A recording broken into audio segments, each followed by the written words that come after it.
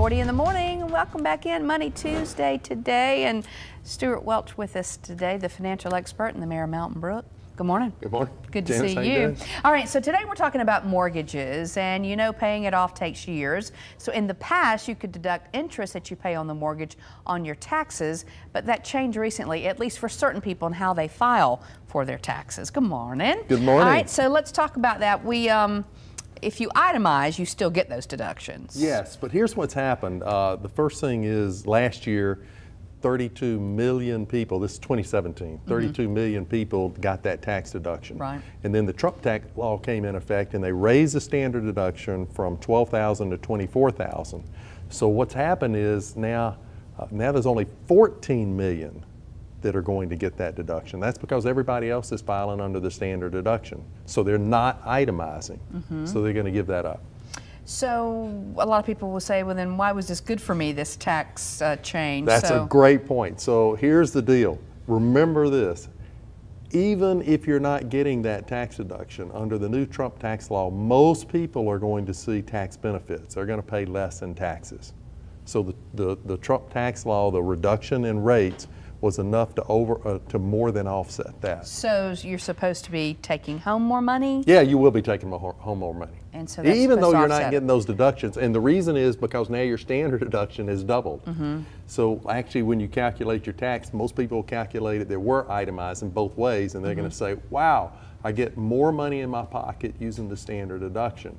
But the point is now the home mortgage is not deductible. It just now becomes another debt, right? It used to be really kind of sacred. Yeah, you kind of didn't mind it because you knew you could write it off on your taxes. You know you got the tax deduction. Okay, so if you don't itemize and you don't get to use that, paying off your mortgage, whether your taxes or not, it's a good thing to be able to do. It is. So I think in the past we always looked at it and said we want to pay off all our debts except for our mortgage because we got that tax deduction. Now if you don't get the tax deduction, it just becomes another debt.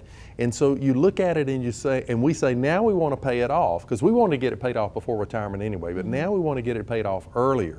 And so you decide, well, what do I pay first? And now I think literally you just make a list of what is the highest interest rate debt I have down to the lowest, and you start accelerating the highest, and the mortgage could be the highest. So you could have a car loan that is less expensive than a mortgage loan. And you go, oh, I ought to be paying my car loan off, but now the mortgage is not deductible. Really, you should be paying the mortgage off. Okay, so what are the best ways to pay off a mortgage quicker? How do you accelerate it? So all you have to do is there's like any way you want to do it. So you could say, I'm going to add an extra $100 a month. How much of a difference does that make?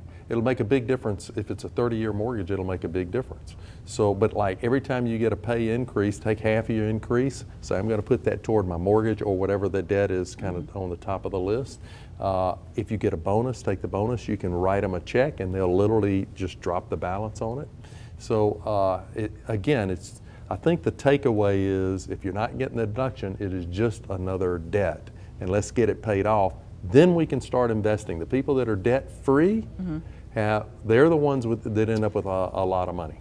And I know that seems daunting for so many if your mortgage is big. I get it because I feel you. So you do what you can. So yeah, you do what you can, and every little bit helps. That's why I asked how much can 100 make.